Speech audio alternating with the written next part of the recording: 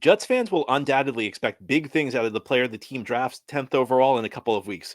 But what are fair expectations for the 10th pick? We'll get into that today on Locked On Jets. You are Locked On Jets, your daily New York Jets podcast. Part of the Locked On Podcast Network, your team every day.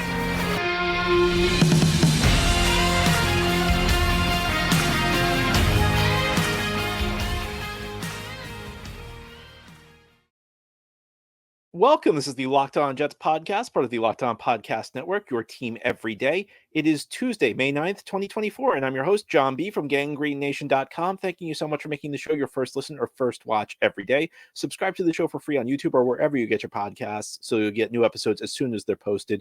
If you enjoyed the show and are listening on a podcast source, please give it a 5-star review. And if you're watching on YouTube and enjoy the show, give this episode a big thumbs up. It helps us out and helps other Jets fans find the podcast. Today's episode is brought to you by FanDuel. Make every moment more. Right now, new customers get $200 in bonus bets with any winning $5 bet. That's $200 if your bet wins. Visit FanDuel.com/lockedon to get started. Well, today we're talking about expectations. What should Jets fans reasonably expect from the player the team picks with the 10th overall selection in the upcoming NFL draft? And of course, this is assuming the Jets don't trade the pick. It's very possible the Jets could trade up or trade down. But let's say the Jets stay at 10. What should Jets fans expect? Now, undoubtedly, Jets fans will expect the player they draft to be a star. Is that fair, though? Is it fair to say if a player is not a star that it's a failed pick? And that's what we're going to get into today. We're going to look at recent players who've been drafted in that range, around 10th overall, at the positions we're expecting the Jets to pick. So we're going to talk wide receivers, we're going to talk offensive line, and we're going to talk expectations if the Jets make the choice to draft Brock Bowers. I'm going to begin by talking about wide receivers. So what I've done is I took a look at every player drafted at the wide receiver position since the year 2000 between pick 5 and pick 15. So that's 5 picks in front of the Jets, 5 picks behind where the Jets are selecting. Because, I don't think there's that big of a difference when we're talking about prospect profiles. I don't think there's that big of a difference when we're talking about expectations. I don't think we're talking about that big of a difference in how the players are viewed. If you get picked 10th overall, it's not that big of a deal. I don't think your expectations are radically different from a guy who's picked 7th overall or 13th overall. And it gives us a bigger sample size. It helps us see what you can reasonably expect from a player. So, like I said, I took a look at every player who's been drafted between 5 and 15 since the year 2000. And what I found is that in their rookie seasons, you have to have some degree of patience with these guys because there were 36 such players. And only 7 of them had 1,000 yards as a rookie. So, and I think this is something Jets fans in particular, more than most fan bases, need to understand because a lot of Jets fans' frame of reference is the player the Jets picked 10th overall 2 years ago, Garrett Wilson, who lit the league on fire. I mean, he came in and was great. He had 1,000-yard season his rookie year. So when that happens, you get used to. In fact, Garrett went over 1,100 yards his rookie year. He didn't just have 1,000; he had 1,100 yards. So people think that that's common. When in reality, of the players I mentioned, of the players drafted between 5 and 15 at the wide receiver position since the year 2000, Garrett had the 4th most yards. So Garrett's a bit of an outlier, and it does tell us that 7 of these guys did go for 1,000 yards. 7 out of 36. Now, that's not a ton, but if I told you you have a chance, you have a 1 in 5 shot of finding 1,000-yard receiver, yeah, I'm sure all of us would take that. In fact, you could just we're gonna give you a shot in a few weeks, and you got a 1 in 5 shot of getting 1,000-yard receiver. I mean, hey, that's pretty good. It's pretty nice addition to your team. But if we're looking at realistically, what you should expect from players. I looked at the medians. So I look at what's the median case? What do the guys in the middle do? And the median for wide receivers who are rookies who are drafted in this range, just about 550 yards. So that's not awful. And I think in part that underscores why the signing of Mike Williams was so important, because if you have a number 3 receiver who goes out and gets you 550 yards, you're pretty happy with that. And that's one of the things I always mention is that you have to have patience with rookies, because I think that there's a perception especially when you're drafting in the top 10, it's automatic superstar, and it's not. Sometimes it takes time for these guys to develop. Sometimes it takes time for things to come together for these guys. And we're talking 550 yards and if your number 3 receiver goes out and gets you 550 yards, and whoever the Jets draft, that they're going to start the year as the number 3 receiver because Garrett's going to be the number 1 guy and Mike Williams is going to be the number 2 guy. Gives him a chance to ease his way into the lineup. And that's why I'm a big believer that you don't enter the draft with glaring needs. I'm a big believer that you try and fill all your holes in free agency because then it's not just that part of it's that I don't want to ever go into the draft feeling like I need to draft a position because that's a situation that lends itself to you being forced to reach for somebody. But also I don't want to put too much pressure on the rookie. Now, if the Jets draft, say, Rome Odunze at 10, and he goes out and has 1,000 yards, well, that's not a problem. I was going to say that's a great problem to have, but in reality, that's not true because it's not a problem. If he steps up and he earns one of the top 2 slots and Mike Williams drops to number 3, that's perfect for the Jets. But now you're in a position where you're not asking a ton out of the rookie. Now, that doesn't mean you go out and if a guy goes out and posts 200 yards, that's fine. But it's about understanding expectations. So rookie year, you have to be very patient with wide receivers because, again, like even the guys who are drafted really high, and we're talking top 15 picks here, they aren't typically going out and dominating. Now, typically, again, they belong. The guys who are good, the guys who turn out good, typically show they belong. They typically show they can beat coverages, but you improve the longer you're in the NFL, typically, or at least for good players. So if you get a guy like Garrett Wilson who goes out and is great from day one, hey, that's awesome. But it's not necessarily the expectation. It's not necessarily what you need. So how about longer term?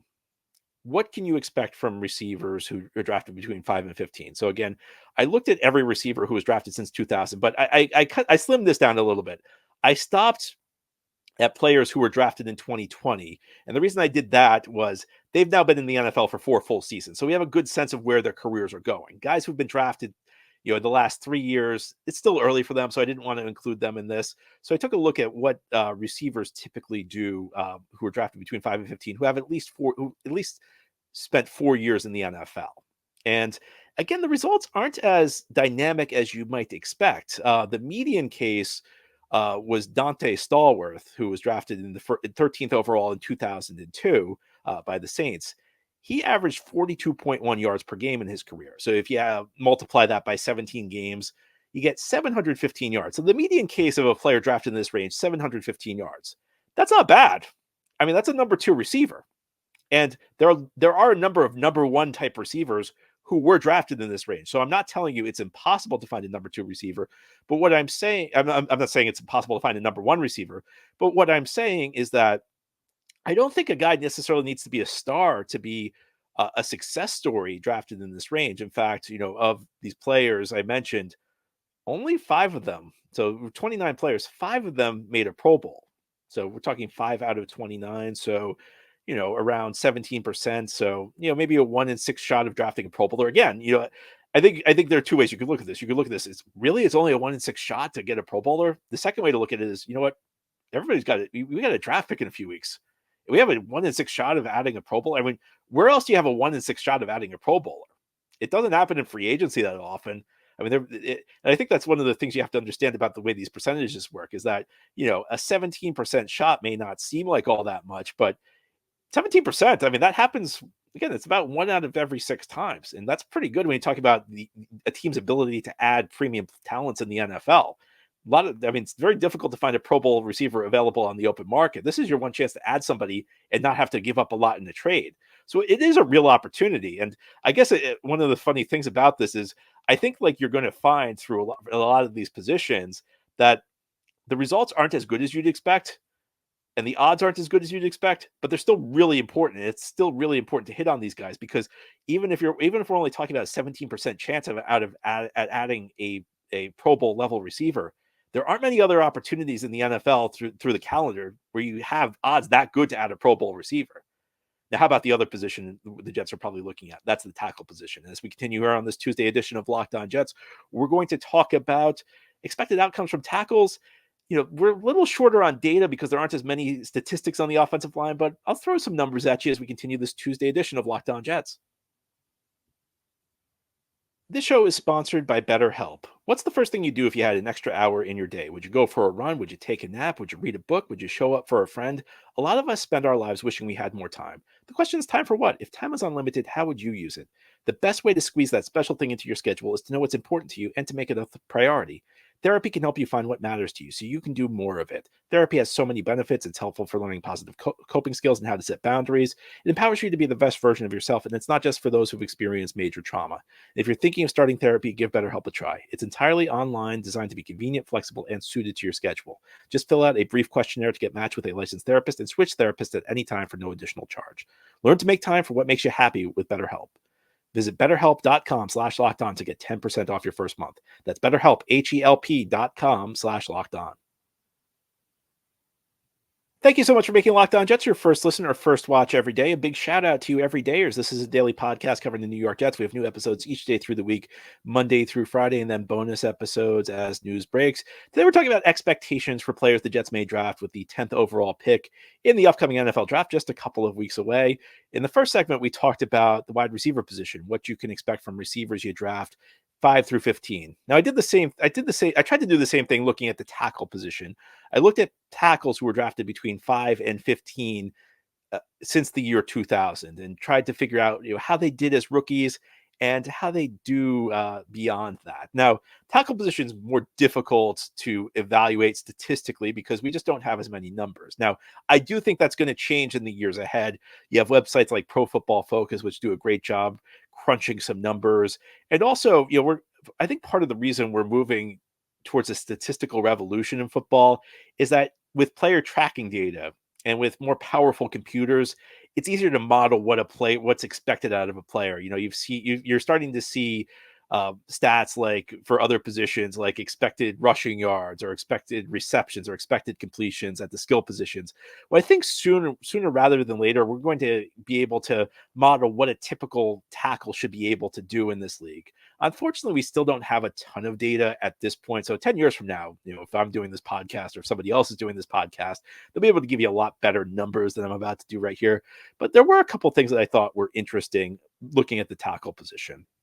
And the first is that tackles who are drafted in this range tend to be starters. In fact, of the 31 tackles I found, 27 of them started at least 10 games during the rookie season. And while this can be a bit of a chicken or an egg situation because teams like to get highly drafted players into the lineup, it's also true that if a guy is unplayable at the tackle position, he's usually not going to get on the field. If a guy looks really rough, if a guy looks like he really needs a lot of development, he's usually not going to get an opportunity to play because your quarterback's going to get pounded by the other team's pass rush. However, and again, this is an imperfect metric as well, because as we know, the Pro Bowl has a number of suspect decisions made every year, and part of it is based on reputation. Tough to get a reputation as a rookie.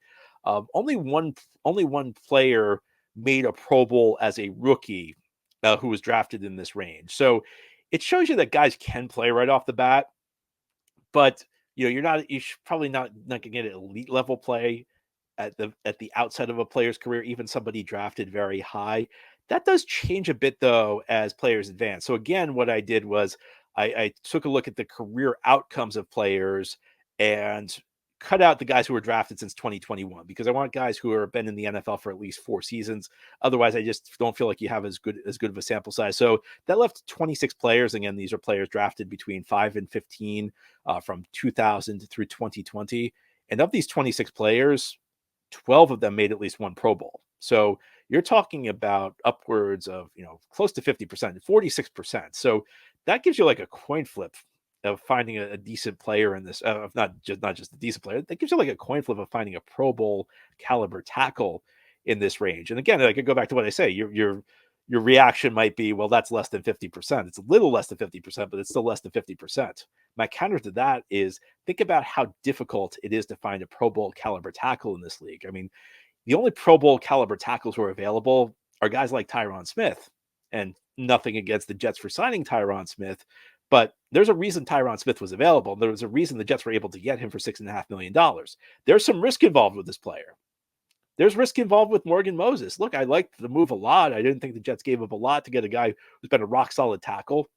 There's a reason he was available for as cheap as he was. These are older players, especially at the tackle position. You see guys age, and Smith in particular has some injury question marks. And that's not to knock the Jets for what they did this offseason, given the limitations they had. Look, they had a lot of salary cap limitations, but also tackle is a tough position to need a player, especially doing it in the pro part of free agency. So to get a good tackle, you have to do it through the draft. Again, if you look at your other mechanisms for adding players, if you look at free agency, if you look at the trade market, I'm going to go out on a limb and say your odds of finding a Pro Bowl caliber tackle are far less than 46%. It's the best mechanism there is. And again, I think this is what people kind of mix up about the draft. It's not necessarily that you have a 70% hit rate. Your rate's going to be lower than that. Your rate, in many cases, is going to be under 50%. But even if it's under 50%, your odds are still better than they are just working free agency and the trade market. And beyond that, the other thing I'd say is that guys who are drafted in this range, they tend to be starters for quite a long time. 21 of the 26 players have at least 63 starts. So if you think about the way the NFL season used to work, it used to be a 16-game season. So 64 starts means you're a starter for four full years. And 63 is obviously just one game less than that. Well, again, 21 of the 26 players we focus on here have at least 63 starts. 23 of the 26 have at least 53. So, you're talking about guys who tend to hold starting roles. And, that doesn't tell you whether a guy's a good starter, because obviously there's a big difference between somebody who's a good starter and a bad starter. But as much as teams will try and play early round draft picks, if somebody's not good, eventually they're going to go to the bench. And at least it tells you that these guys will get quite a few starts. Unfortunately, here the Jets also have an outlier of their own in Mekhi Becton, who was included in that group. But it's a sign that you probably are going to get a player of some significance drafting in this range. Now, again, big difference between getting a guy who's really good and a guy who isn't so good, but there's also a difference between a guy who's a bad starter and a guy who's unplayable as a backup.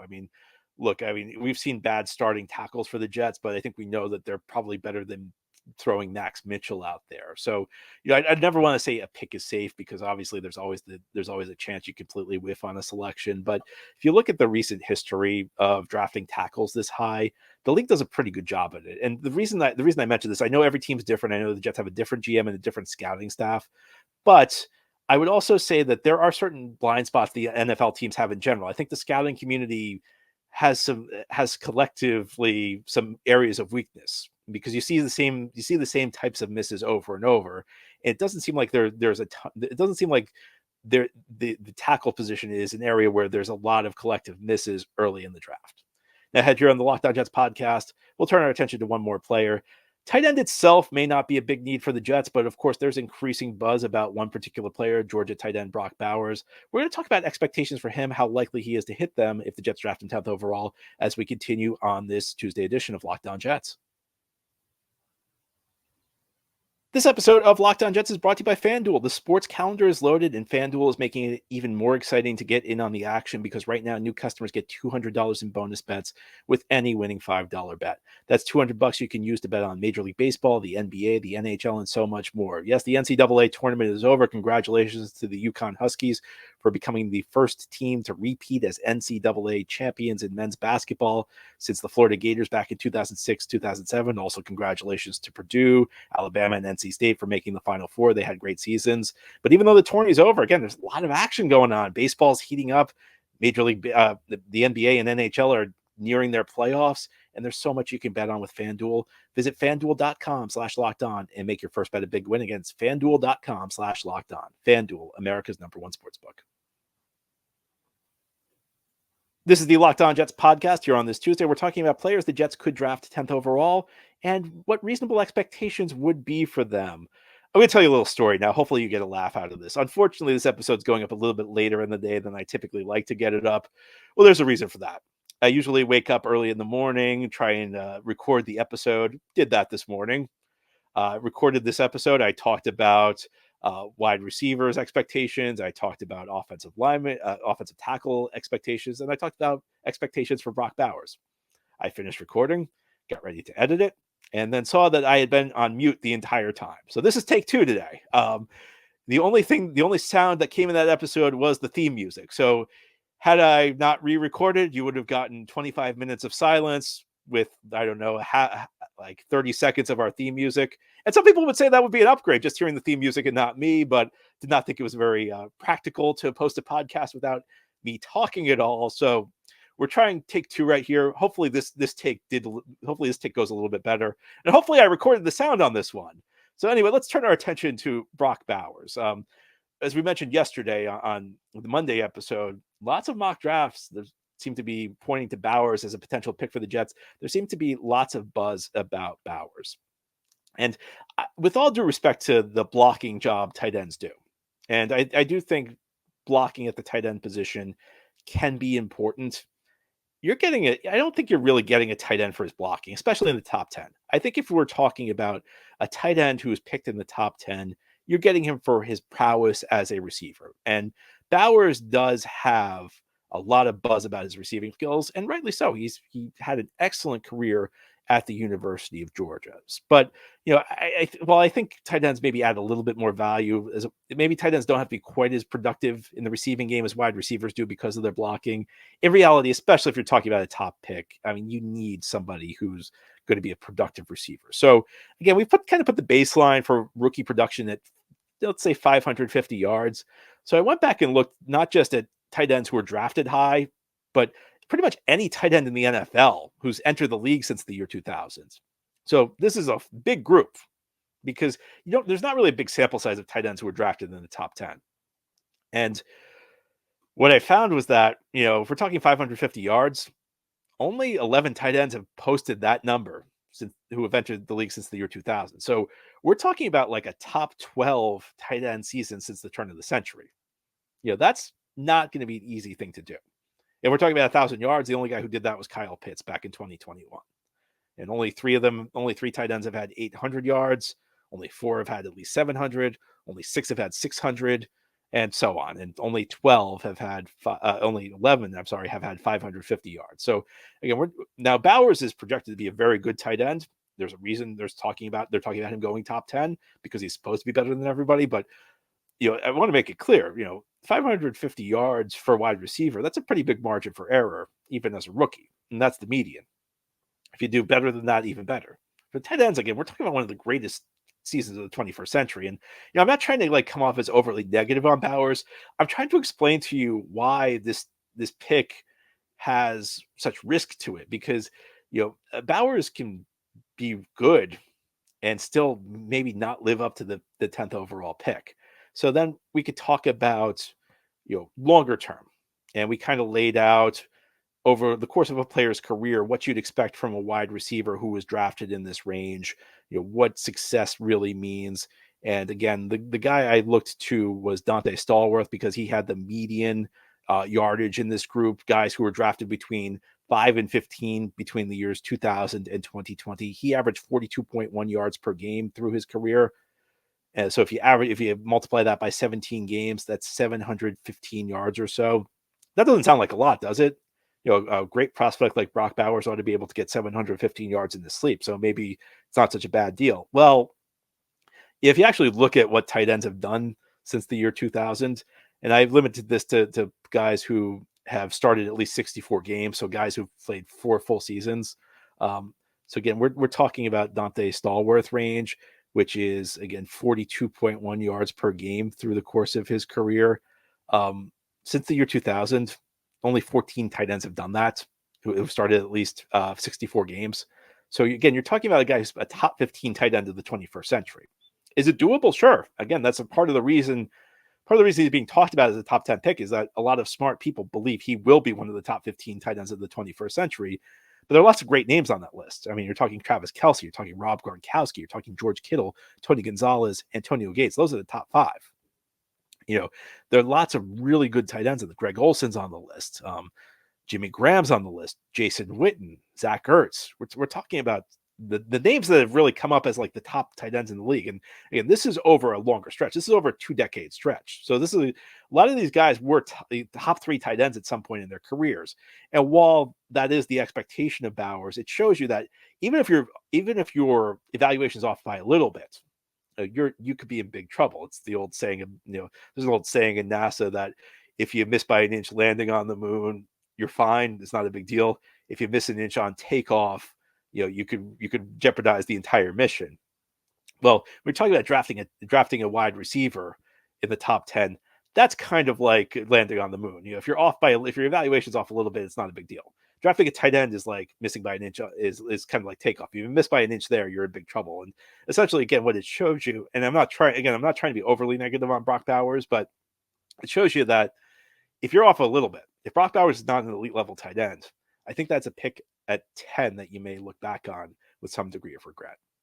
Anyway, that's all for today's episode. This has been the Locked On Jets podcast, part of the Locked On Podcast Network. Your team every day is our motto. As always, if you enjoyed the show, hit the subscribe button where you're watching or listening so that you'll never miss an episode. If you enjoy the show and are listening on a podcast source, please give it a 5-star review. And if you're watching on YouTube and enjoy the show, give this episode a big thumbs up. Helps us out, helps other Jets fans find the podcast. Have a great Tuesday, everybody, and send in your mailbag questions. Tomorrow, we're going to do our weekly mailbag show.